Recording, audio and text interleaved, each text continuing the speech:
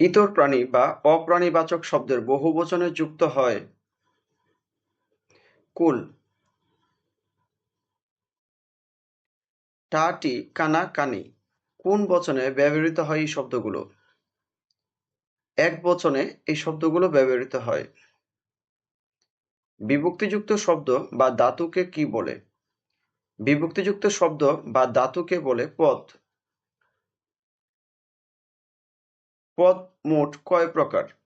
বাংলা ব্যাকরণে পদ হচ্ছে ৫ প্রকার।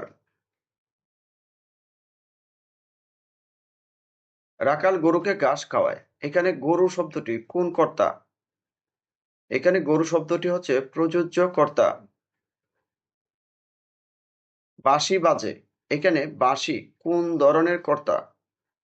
এখানে বাঁশি হচ্ছে কর্ম কর্তৃবাচ্যের উদাহরণ। কোন পদে বিভক্তিযুক্ত হয় না? অব্যয় পদে বিভক্তি যুক্ত হয় না। করণ শব্দটি অর্থ কি? করণ শব্দটির অর্থ হচ্ছে সবগুলোই, যন্ত্র, সহায়ক, উপকরণ। আসার চলনে বলি কি ফল লবিনো হয় বাক্যে চলনে শব্দটি কারক ও বিভক্তি কোনটি? কর্মে সপ্তমী।